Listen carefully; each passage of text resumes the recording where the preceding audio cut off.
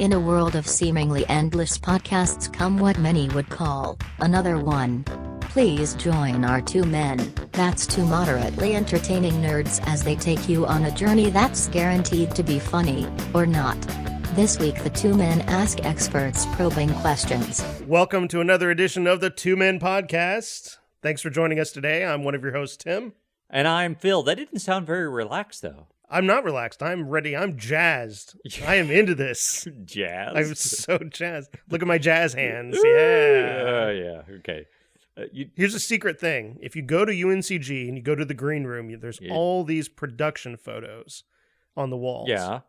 I'm assuming I haven't been down there in a few years. That's right. But there's one production photo of the last show that I was in at UNCG. And they hold it up with pride? They do, indeed, because they were glad to see the last of me. Yes, that's right. Is it your ass? No, but there's a very funny secret to it.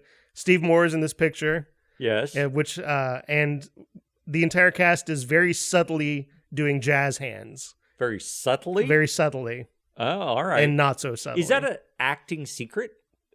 Well, it's my acting secret. Jazz hands? Yeah, my acting secret is that every single show that I've been in with Steve Moore, at a random moment in the show, I give him jazz hands. Oh, that's right. And I'll never tell him when it's going to be. You know what? I always just thought you had a tremor. No. Oh, my God. All right. Well, it's good to know. It's good to know. It is good to know. And, well, now that we've wasted enough time, yeah, let's get into the show proper. This show is called Ask the Expert. Ask the Expert.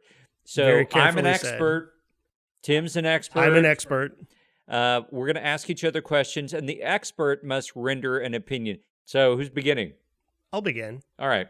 After Oblong, probably the next thing that you're the big expert in is Diet Mountain Dew. Mm-hmm. So I would like you to explain to me the appeal of Diet Mountain Dew. For those of you who don't know Phil personally, Phil subsists on only a diet of Diet Mountain Dew. It's my last vice. Mm-hmm. That's the one I'm holding on to.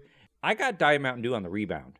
Okay, because originally... The rebound? Yeah. You broke up with another soda? Mountain Dew. Oh, okay. Mountain Dew is my first love. And I actually fell in love with with Mountain Dew in Oblong at the vending machine because... Mac Lackey and I would go have long bike rides together. Boy, that sounds romantic. That sounds very romantic. It does, but it wasn't. Trust me. We were sometimes going out to look at dirty magazines. But it was romantic in that sense, but not with each other. There was no commingling. No. But we after the long bike rides, Mac and I would go to the vending machine, and I remember one Saturday we had 50 cents. That meant that. Whoa. That meant that on that Saturday, we both had 2 cans of Mountain Dew. Wow. That was a red letter day is what that was, ladies and gentlemen. That was a ticker tape parade. That was luxury. Mm-hmm. To get soda out of the soda machine, that's luxury, baby. That's living high on the hog. That's living above your station, young man. But no, I love Diet Mountain Dew. It's bad for me. It's got all kinds of chemicals, bad for your kidneys and everything else. I've come to accept it as part of my personality. And here's my idea. It is part of your brand. Yeah, it is my brand. Yeah. So spoiler alert for my funeral, I'm planning on. I think even if it kills me, I think even more appropriate is that I'm going to put an empty Diet Mountain Dew can in every seat for those people who care to arrive. And the first thing that they'll do, they'll walk in, they'll either gasp with the inappropriateness of this, or they'll go, it figures. But I think that's a great plan. I think that's a nice touch. I think we just ought to have you cremated and then just put into a 2-liter bottle of Diet Mountain Dew. That sounds great. I would mix you in, shake it up. Put me on display like Lennon. I'd love that. I'd love that. I wonder if we could like market you to Diet Mountain Dew. They could have you preserved like Lennon and just send you around the country with holding Diet Mountain Dew. I would totally go for that. It would be awesome. The greatest. That'd be quite an honor. It would be quite an honor. So now I've explored that question. So would you, if you could, would you have your head frozen? Would I have my head frozen? When you're dead. I was going to say, yeah, I'm kind of using it right now. like, would you have your head frozen so that you could, in theory, wake up in the future? If you could afford it, if they said, Tim, this one's on the house, we're going to freeze your head or your body, we'll give you the whole thing when you die, and you can wake up in the future if there's a cure for death. Would you do it? Yeah. I mean, why not? Right. What's the downside? Because it ain't going to happen. All right. But I guess what I'm saying is, if you had a preference, if you had a wish, and you could choose, you would do it. And I'm not saying that's bad. I'm just saying, would you do it? No, I think I would. I think, as we covered in the last time travel episode, I have a real fascination with the future. And the thing that kills me is not the idea that I'm going to die someday. What kills me is not being alive for the future. Yeah. That's what I want to see what's next. All right, so we're going to start a Kickstarter to get both of our heads frozen for posterity. Because who is going to do podcasting to the quality that we we're deliver doing it in the future? No one. No one. No one. No one. So we're saving the future. So if people donate to our Freeze My Head campaign, they're actually donating to help some through the future. I imagine we could probably raise up enough money to get at least one of those white coolers from Food Lion. One of us, if we just raised the funds for one of us, we could wrestle. we could wrestle for it. I think it should go to whoever dies first. All right, well, that's fair. Let's do that. It's a race. And then we'd be in a competition. Yeah, then we'd make a real competition out of it. Hey, Tim, I'm not feeling well. Hey, now. I think I got the plague. So, Mr. Expert or Mrs. Expert, whichever you prefer. Do you have a preference? I prefer Mr. It's fine. Mr. All right. Doctor, so, eminent doctor. I want you to render an opinion here. How do people get fire in the belly? When did this become a phrase and why? I don't know. It's a dumb phrase. I don't know. Fire in the belly. Maybe it's like a steam engine. Right. You know, its get up and go is literally a fire in the belly of this boiler that makes steam. So I'm assuming that they use that metaphor for the people. Yeah, I mean, it always seemed like a weird phrase to me. Fire in the belly. It is a little You got to weird. get the fire in the belly. But that was one thing that people were always confident of. You got to get the fire in the belly. Got to get that fire in there. I love how you just suddenly become the Reverend Dr. Phil over here. Right. Well, you have to accomplish, it's like you got to be passionate about it. You got to be passionate about it. I think parents also say that about kids. You got to get the fire in the belly to go get that job, to get up in the morning, to do whatever it is you need to do. Take out the damn trash. You know, I don't know. That's hard to get a fire in the belly. I don't care. I just want him to take out the trash. I don't care what it takes. That would be a sad man who would be like, wow, there's George. Hey, he comes around every house. He's like, you got any trash? Need to take it out? I got the fire in the belly for trash. I got the fire in the belly. Yeah. But I don't know. I think that we have what's called smoldering embers in a chamber. Maybe, yeah. Yeah, that's more like... At this point, yeah. I mean, we got a belly, but it's a smolder... Yeah, I got a belly, all right. Smoldering embers in a chamber. I'm comfortable with that. You got to get the smoldering embers in a chamber. All right. I can use a few more logs on the fire. So I have another question for you. If you don't, Professor Tim, can you identify the precise moment at which you realized you were attracted to girls? The precise moment? I don't know. What is your always first liked girls. What is your first moment of that recognition? I've always been a little girl crazy. I had a girlfriend in kindergarten. Yeah. Yeah. I mean, I had this Amy Roberts. I don't know if she's listening to this or not. Hello, Amy, if you are, was my first girlfriend. And she was my girlfriend for elementary school, essentially. Wow. Yeah. That's impressive. Yeah. So was this like you were going steady? Absolutely. She's the first girl I kissed. Oh, did you kiss her in kindergarten? No, I kissed her in 3rd grade. Oh. Behind Willow Hill Elementary School. So was there an audience?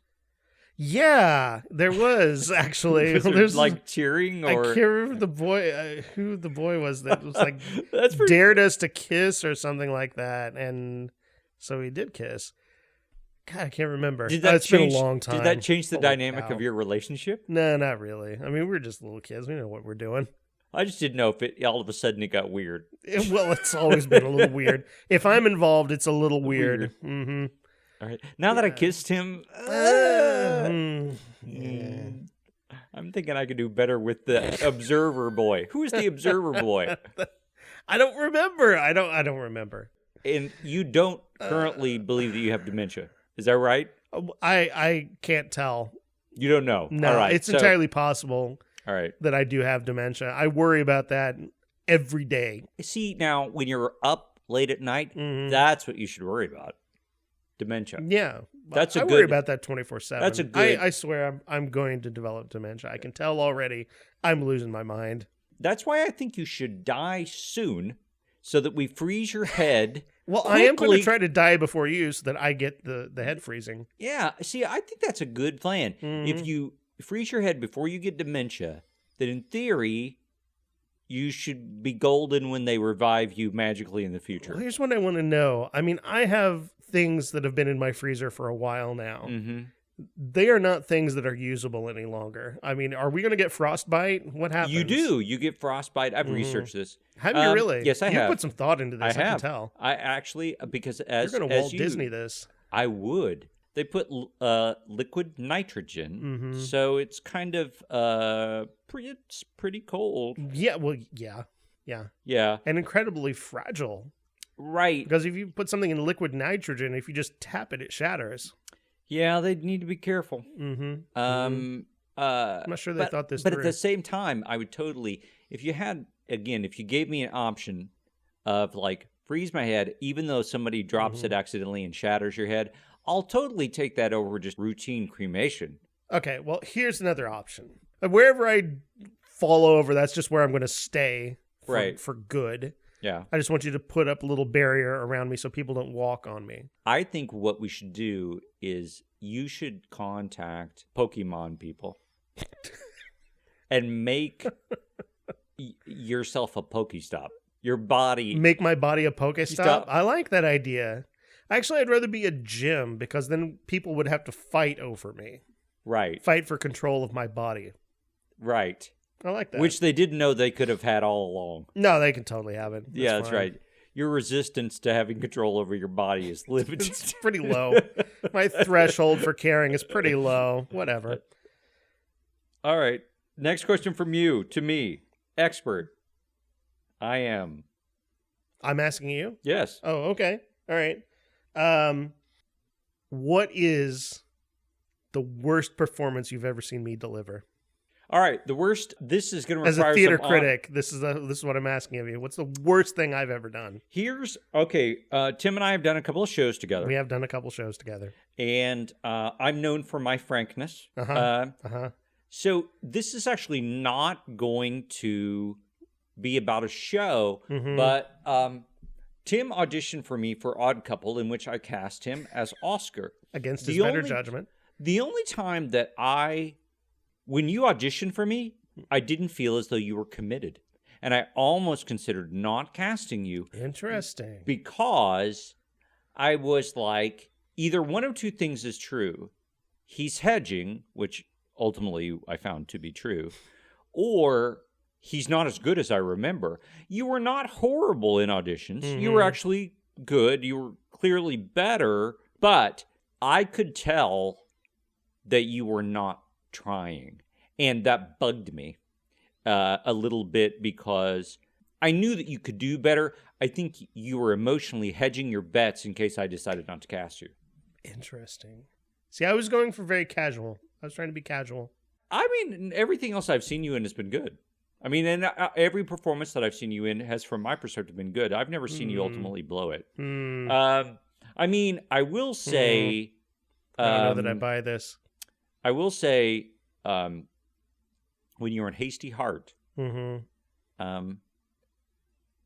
when Sarah Kelly rubbed you down, I was like, he's He's visibly aroused. I was like, I was like, oh, that's not fair. Why didn't I get that part? No. I was like, I think you rubbed your hands together with glee. I might have done. It was like, oh. I might have done. And you rolled over on your back like, come and get me, Sarah Kelly. Yeah, no. That was when Tim was not acting. That was his. There's no acting involved. That was his true self showing This through. really was.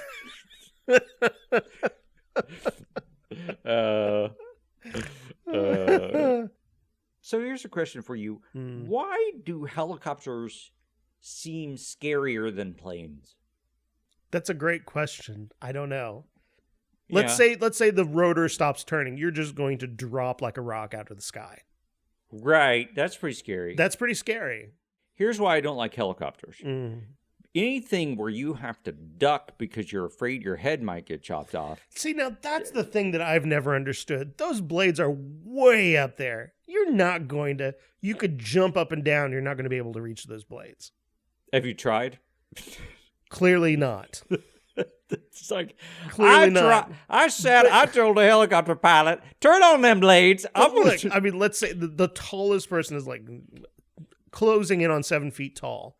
I think it's reasonable precaution to. You think when there's a windmill of death above you, it's best to just duck and just defer. Okay. That shows good judgment. Sure. That's survival instinct there. Yeah. All right. So, question for me. Question for you. What was the most transgressive thing you did as a kid? You came up in a religious household. What is the biggest, thing your dad would have been shaking his finger at you for? Today or when I was a child? When you were a kid. Did you ever steal something? Yeah, I stole. Okay. I stole. Did you ever covet someone's ass? That's later. But yeah, I did. I'm trying to think, that's a pretty soul-searching question. What the most transgressive thing I did? Here's the thing. Mm-hmm. The most transgressive thing I did, this isn't particularly funny, but it was actually doubt. That was the most... It's pretty transgressive, yeah. Is I dared to question and doubt. And that was... people don't like that. This was a symbol for my doubt. I was probably 4 or 5, and my sister took me out of church to spank me. Okay. Your sister did? Yeah, I don't know how my mom. How'd she get that authority? Well, she was a teenager. Okay. But she's 11 years older than me. Okay. So, all right. And, and she took me out on church steps, turned me over and spanked my bottom. Mm-hmm. And I can remember her saying to me, God is looking down on you right now, and he is not happy. Mm-hmm. And I looked up and I said, I don't see him. It was immediately followed by a second beating. Oh, yeah, man, I got it bad for that. God. You're lucky that wasn't your dad. Oh, man, yeah, that would have been... that would have not have gone over well. No, but I think my sister was hoping for this moral moment where I repented of my sins and I saw how wrong I was.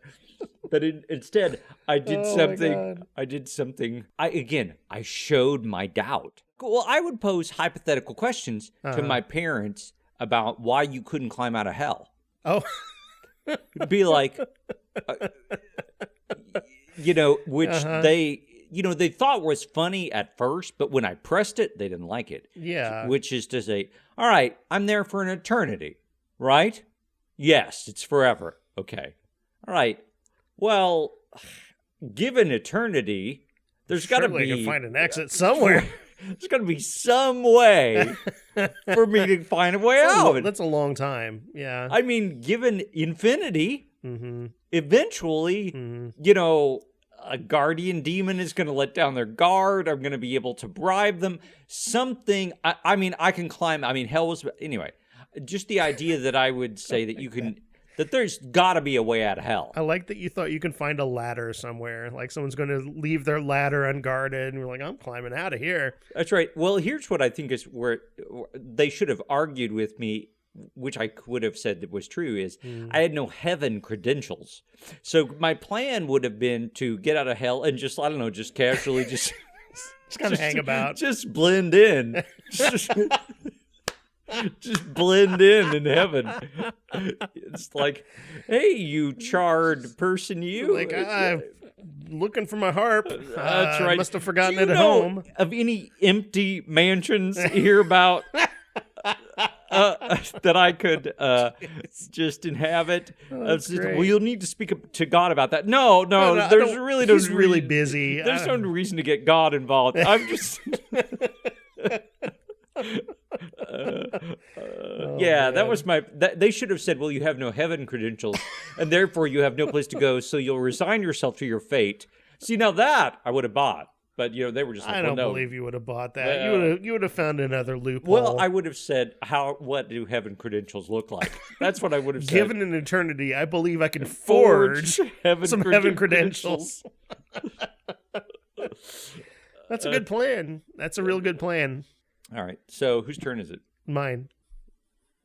Would you be a female fluffer? I don't think they need it. Well, I don't know. Probably. But if the job I came your way, suppose, I don't know. You paid minimum, at least pays well, I'm sure. minimum wage. It's Would I get an IMDb credit for it? That's what I would like to know. I don't know. Does porn get IMDb? I have no idea. Do they? I doubt it. But no, would you be a fluffer for females, on set? A man's got to eat. I think oh my gosh. That's terrible. That was the worst. I realized what was happening even as it was happening. That was inappropriate. So inappropriate. Oh my gosh. That's bad. I just drove blind into that joke. I didn't see it coming. It just walked out of nowhere, and there it was. That's it. It's inappropriate. It was totally inappropriate. But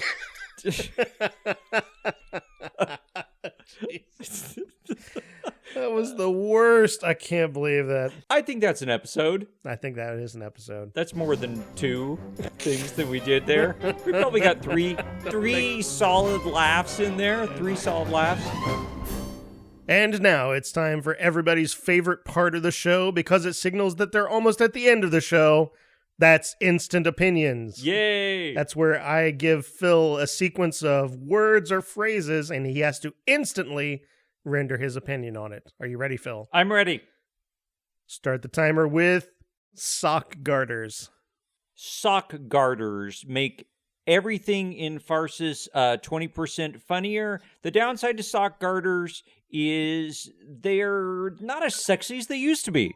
No. Women used to go crazy for sock garters, but not so much. I don't think that's I don't true. know what's happened. I don't think anybody ever went crazy over sock garters. I think women love them. You really think so?